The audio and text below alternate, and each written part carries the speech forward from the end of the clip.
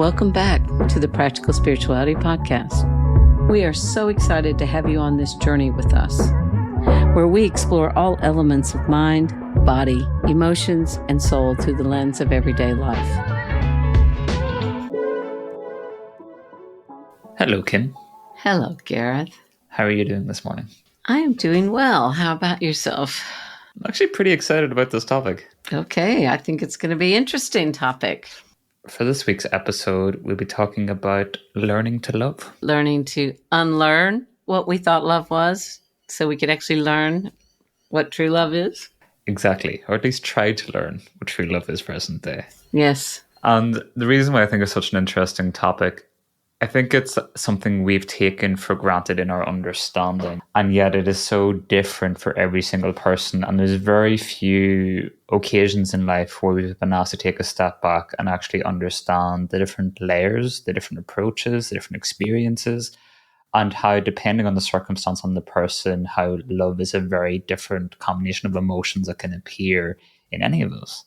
So I just think when we start to break it down and talk about it openly, I think it'll be interesting to see where this conversation takes us. Well, I think it's interesting also because for every single person and every single person's experience, love shows up in a different way based on what their experiences in life were around this word love, what they experienced culturally, what they experienced socially, what they experienced via the TV and types of shows they watched, or the type of relationships they saw in their families. And so whether we're talking about friendship love, we're talking about sibling love, whether we're talking about family love, whether we're talking about romantic love, for every single person, we think we have a norm, or we think we're using the same word, but it has a completely different meaning for everybody. Absolutely. And I think that's what's kind of staggering when you start to dive into it, of how complex and simple love can be depending on the circumstance and the understanding. And not to burst the bubble, it's only when you start exploring this topic within ourselves, and when you look at what we define as unconditional love in any of our lives, and you begin to see actually it's a lot more conditional than we were ever led to believe in the different friendships, relationships with family. And then, but that's all we were ever exposed to. So therefore, that's what we considered that must be what love is. And then you can see that show up in our present day relationships and wondering why it's not working out. But they love me. They say they love me. I feel love, I think. So It's really interesting that when you go back, as you're saying, to where a lot of this originates, see how it applies and appears in present day, and then our willingness to begin to explore it. Our definitions of love can really evolve and change when we have that willingness to actually dive in and to question it. And then it actually begins to explain the relationship or love or lack thereof we have with ourselves. That's a very good point. And then on top of it, most of us, that when we start this spiritual journey and we start reading all of these books that are out there, and they talk about spiritual love being unconditional love, or I say encompassing all acceptance of whatever, instead of, because when you read a lot of the books that are out there, and I'm not picking on any one particular one, but it's like, I need to have unconditional acceptance if I love you. And it's like, well, actually, that's not love. And that's another part of this that is multi-layered with it, but it comes into it because every single one of us come into whatever this conversation is with unconscious belief about love based on what we, like you just said, what we considered the norm with what we grew up with. It's quite shocking sometimes to recognize that what we've been calling love sometimes is actually codependence. Yep. What we've been calling love is actually sometimes manipulation. Yep. And so that can be quite challenging, like you said, for quite a few of us, myself included. And again, actually experiencing the feeling of love versus loving the idea of something is where also a lot of people get caught. Because people, in theory, can love the idea of something, but yet when they're in it or experiencing it, it's like, oh, this isn't what I thought it was, but it's ticking the boxes. So therefore, it must be I'm the problem or it must be me. It's like the grass is always greener on the other side. It's that kind of narrative. It's like we're never quite content with where we're at, or we always condition what the love should be or how we were told it is. And therefore, it's like, okay, why can't I get this right? Or why isn't this working for me? So I must be unlovable, or I'm not able to love. So you can see how it becomes very complex.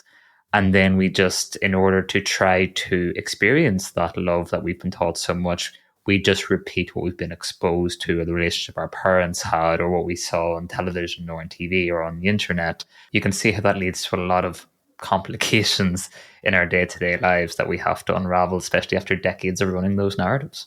Absolutely. And when we say that, oh, well, they love me unconditionally, we don't even know who we are. So how can someone love us unconditionally if we don't know who we are or what love actually means to Well, they us? love the idea of us. Well, that is the whole point, I think, that you're saying. And I wanted to point that out because it's so true. You know, I can remember when I fell in love the first time and everyone told me, you're just in love with the idea of being in love. Mm. Okay, so perhaps I was. Why burst my bubble at such a young age? It's my first experience with it. Let me have some fun. Like, I found out, I certainly did find out that it was based on my cultural upbringing and what had happened to me and what I thought love was supposed to be, which was actually codependence. But that takes every single one of us a journey to get to that. And I think it's in that.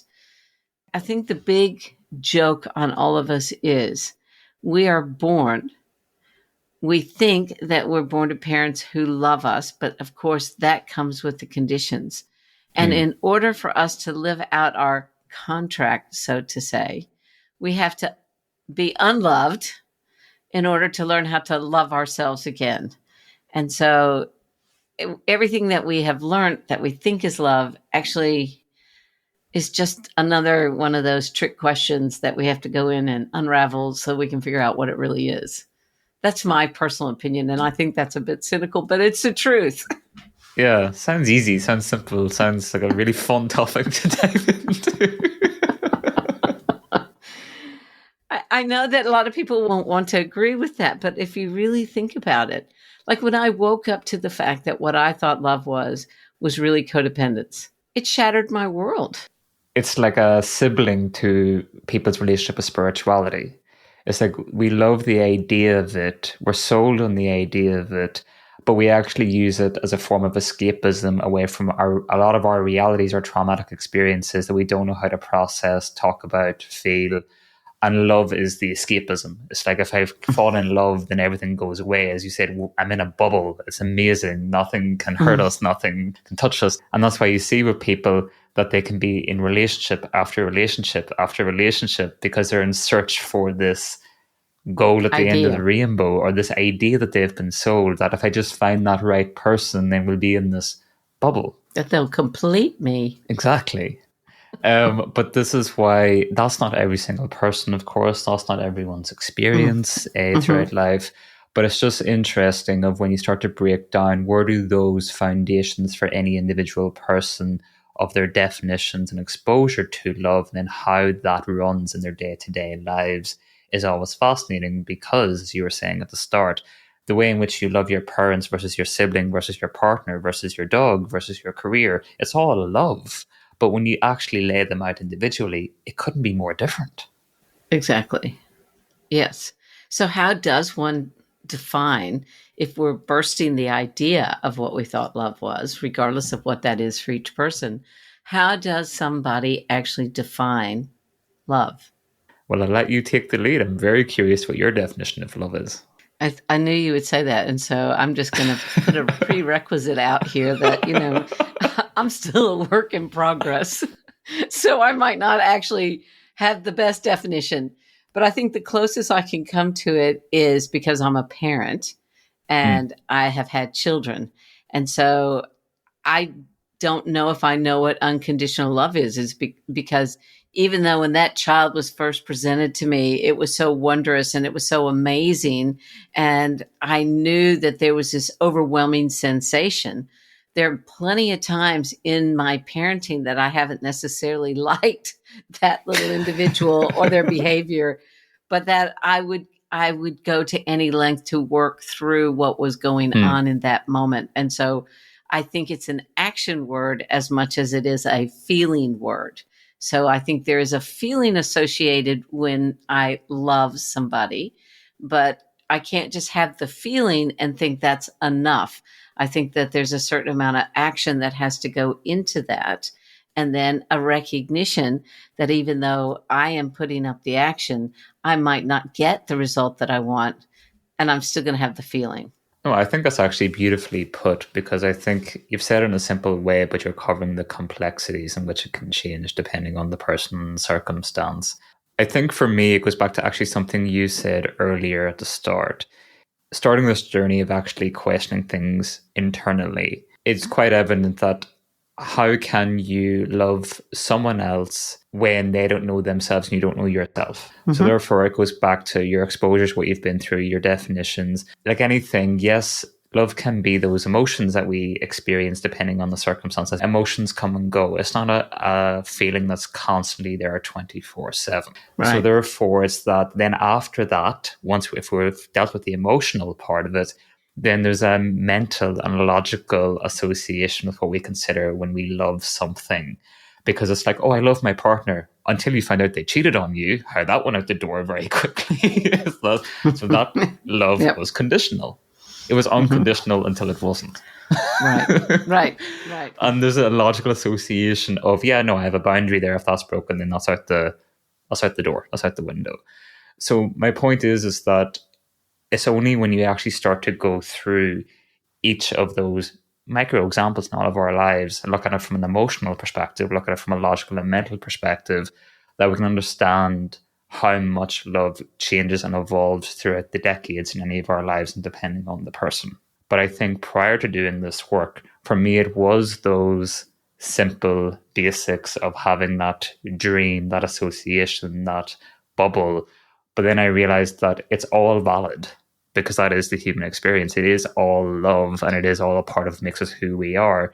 But it's the loving, and then it's also the heartbreak that sometimes we experience with love, and they can be the most defining moments in any of our lives. Well, I think I agree 100%. And one of the ways that just came up as you were explaining that is at the end of my marriage. Hmm. So I, luckily for me, got to experience everything you just spoke about. um, and so when my ex cheated on me, it was heartbreaking. And did I make the choice to stay? Yes, I did. Did I feel love for him at that time? No, I can honestly say I didn't like him very much, but I knew it was something that I needed to work through. In the end of that marriage, at the end of 20 years, what happened for me, and so this is going to feel so controversial to say, Mm. but what I started to wake up to as I started to get to know myself, that I did really love this person. I Yep. didn't like this person very much, but I did love them and want the very best for them. And Yep. so therefore I knew I had to end the marriage because I did love that person and because I did love my children.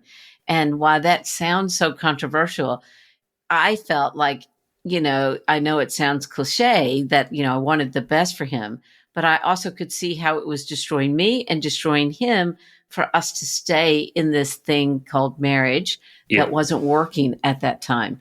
I wasn't in love with him, but I loved him. And, I'm sure lots of our listeners will understand the difference of that. It wasn't a light decision that I made to do that, but the decision itself was based on the fact that I cared enough about this person to see that it was destroying all of us. But that comes with so much mental and emotional maturity and with experience of going through it for those 20 years. Because Yeah. again, Kim and her first love wasn't thinking or feeling that way about love, right? No way. And I think that's where, with age and with experience, that we do learn a new kind of love that is more complex, it is more layered, because there are more people involved, as you said, your kids. There is more, Mhm. completely different set of circumstances. And sometimes you learn that sometimes you love the person enough to let each other go. Mhm. Mm. And then, of course, there is the other side of it for other individuals, is that sometimes, even in circumstances where there is, say, cheating involved, individuals sometimes do love each other enough to work through it, and it does work out. But this is what I mean by for every single person. It's incredible how that changes and evolves depending on the circumstance and what's going on within them mentally and emotionally. I agree. And I think when we look at it, so this is where it comes back to really having an understanding of what love is, because based on whatever we experienced growing up and Yep. the ideals that we had, and then the way life shows up for us, I know for me, the biggest journey has been the journey to loving myself and learning how to have acceptance of me, learning how to know when I need to make changes that I don't want to make changes in, which God knows I've had to do quite a few of those. But I didn't know, like so many people, when we think about how life starts, you know, I can say this as a parent, you know, I had that beautiful little baby that didn't have to do anything for me to love it. Just its very existence just brought me joy and pleasure and just excitement. And I loved that baby. But as soon as that baby learned to crawl, I started hearing, no, no, don't do that. No, you can't do that. Oh, look at you. Good job. You know, and so already the conditioning had begun by that point. Because whether we want to condition our children or not, and I'm speaking from my point of view, Yep. I mean, my parents didn't know either. You know, they didn't realize they were conditioning me to what love and acceptance actually was. Yep. And so then based on what happened in that environment is where we get this our truth about what we think love is and whether we are lovable or whether we are not lovable. In my case, I had a firm belief that I was not lovable. And all of my experiences up until the point in that marriage that I said, regardless of what's happening in my marriage, I'm going to learn how to love me. I am no longer going to rely on somebody else's reflection back or what they're saying back to me. I want to find out what this means for me, with me, which sounds confusing, but that's what I had to do. And it was when I started to really actually find out how to care about me that I started to see the injustice of what I was doing in that marriage. Does that make sense?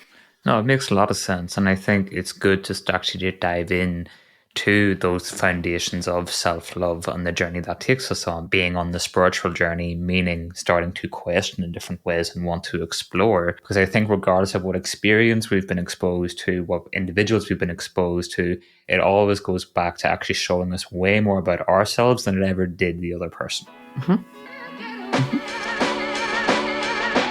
Let's take a step back from this week's episode and share with everyone what we've been up to behind the scenes. We're really excited to be able to finally offer the Gareth Michael community to each of you. The community offers a range of benefits, including access to our live events, weekly podcast episodes, articles, self-check-in questions, as well as a community of individuals you can connect with and interact with along the way. It's designed to offer you support, guidance, and a safe space on a day-to-day basis. We'd love to have you join our global community of like-minded individuals. That website address again is www.garethmichael.com. Now, let's get back to that episode, shall we? So, as someone said to me early on when I was discussing this quite a few years back, they said, you're never really in love with the other person. You're always in love with the idea you hold in your head of the other person. And I was like, that's not true. Yes, it is. I hate it when that stuff comes true, but really do not like that moment when that happens. But it's like, okay, because we can't possibly truthfully know every aspect of the other person. Yep. It is always about learning about ourselves in so many different ways. But if we don't have a foundation of caring for ourselves, loving ourselves, knowing what our worth actually is, then we are always looking outside of ourselves for that reflection instead of seeing it in ourselves. And similar to that we kind of discussed in some of the previous episodes there, I do think that that is kind of sometimes the divine design of any of our human experiences, is that We have to go through many years of actually having a not so solid foundation with ourselves, that later in life that we actually have the ability to question, to continue to learn more about ourselves and to grow in these different ways. But that is a part of the whole spiritual experience and journey. And when we do that, we end up connecting with self.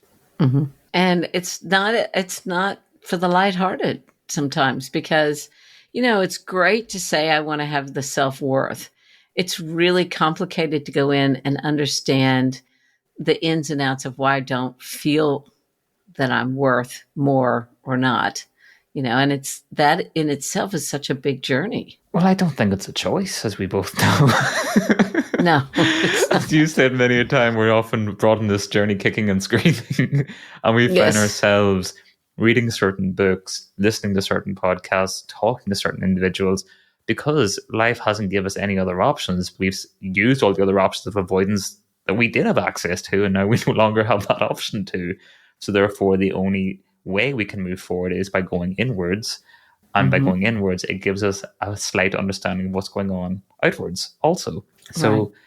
that's what's fascinating about it, is that at the end of the day, we come in this world on our own, we go out of this world on our own. And yes, during that time, we were exposed to a lot of different individuals, but this journey always brings us back to self and mind, body, emotions, and soul. So when Mm-hmm. you actually become aware of that, the relationship or the new relationship you start to build with yourself, I think it can be quite incredible. But as you said, it's not for the faint-hearted. But life has its own way of guiding us of what we need to be exposed to at the right time to be able to start building that relationship. And really starting to understand that, I think, I don't know for sure, but I've worked with so many people. I can see that we often think it's easy to learn how to start to find worth within ourselves, and very quickly that critic shows up, or the criticism shows up, which has been with us since day dot, because there are things that we had to learn, those experiences we had to go through, and so it becomes very habitual. That is for me, I'm going to speak for me, was one of the biggest things to break, and still breaking. Yep. I'll use that present tense, because there will be no one on this planet that will be more analytical of self than me. Notice how I said that kindly to myself? Because I was going to say more critical of myself.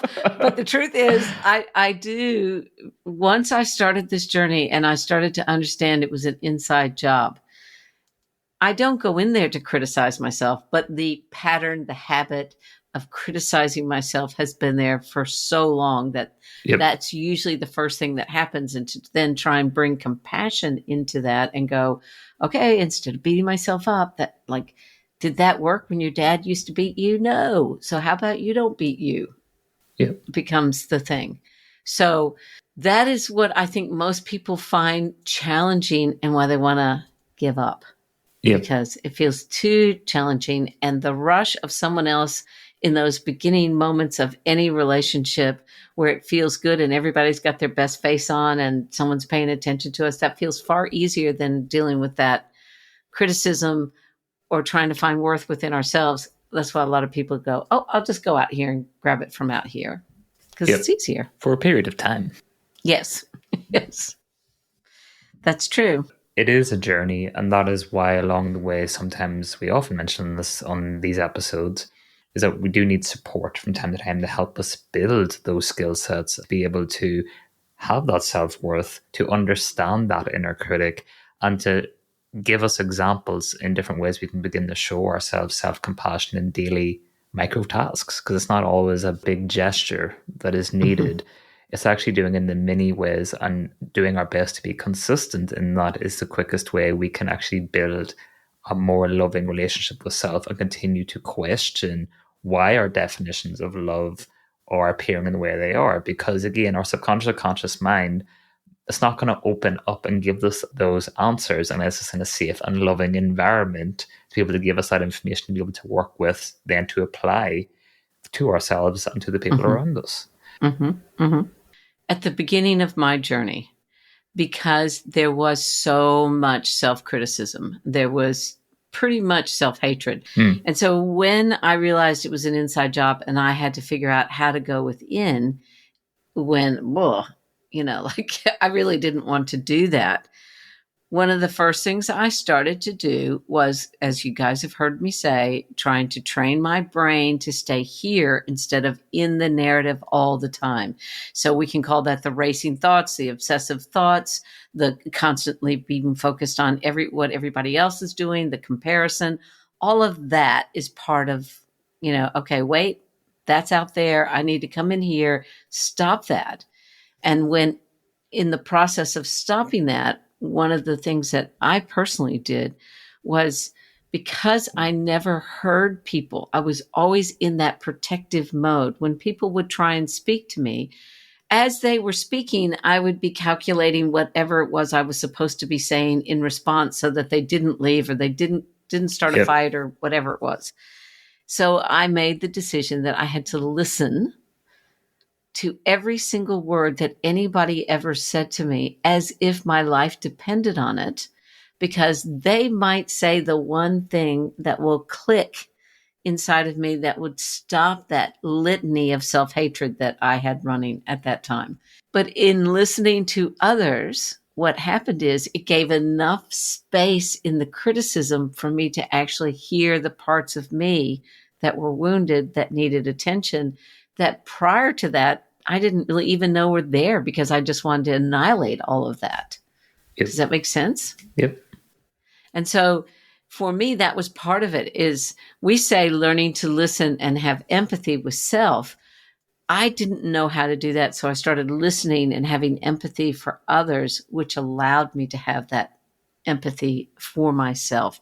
But I think this was interesting, even when we're talking about love, let it be building that relationship with self in that way, and even how the relationships that we have around us and how love continues to evolve and change in those also. But when we're doing the journey on self and starting to look at those wounds that we've had from over the years from different experiences, it can be very hard at times to, as you were talking about in your own way, to allow ourselves to be vulnerable, to let new people in. We just have so much trauma and baggage at times that we don't even let us expose ourselves to ourselves, never mind actually continuing to open up to others.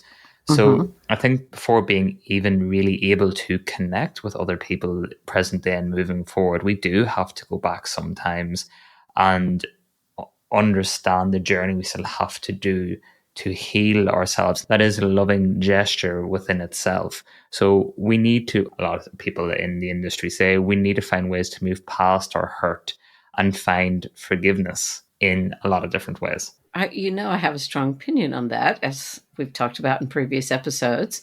And so I think the forgiveness that needs to be found is with ourselves. And if we have forgiven ourselves for those past wounds and hurts and the perceptions that we picked up or the beliefs that we picked up about ourselves or others, then the relationship with others flow. Yep. I know there's a big belief out there that we need to forgive ourselves and another. But I think if we are able to go in and forgive ourselves for what we believed about the situation, Yep. then there tends to be that understanding and forgiveness naturally. So that's why I don't focus on forgiving another. I think even if you break down the word forgiving to two words, two syllables, forgiving, it's about giving to ourselves that which we've been seeking outside of ourselves for our entire life. So that gives forgiving a whole different meaning. And Yep. I think until we give that love, compassion, empathy to ourselves, we'll never be able to give it to another in any form, whether that's friendship, love relationships, sibling relationships, children.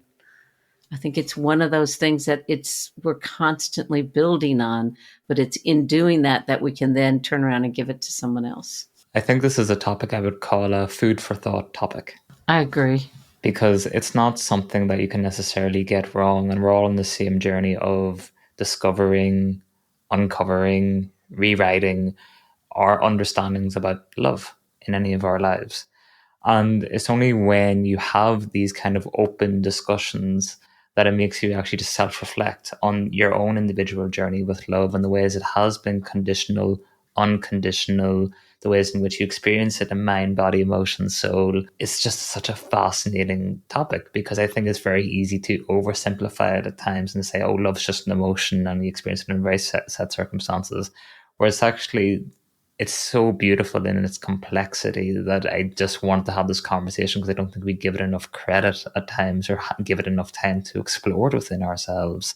That can be incredibly healing, and it'll always bring it back to ourselves and what we've been searching for or told to search for externally for so long. I agree completely with that. And I think one of the really beautiful parts about it being food for thought is every single one of us at some level has to go through this thought process about what love actually is. What does it mean to us? How do we want love to show up in our life? How do we want to be that representation of love in whatever that means to us? And there is so many complexities. Sometimes people, they don't know where to start. And so just beginning to look at it from the different aspects and questioning, well, what kind of love has always shown up in my life? I think that's, and how would I want it to be? Because I think we all know what love is until we don't. Until what we thought was love doesn't feel like love anymore. Do you know what I mean? That often happens without our permission, as we all have experienced. And that's where the emotional maturity, mental maturity, physical maturity comes along. So life's constantly finding new ways to redefine it for ourselves. And I think that's the beauty and the mystery at times, but it's often right in our faces. It's just we've never been told to open our eyes and to explore it. Exactly.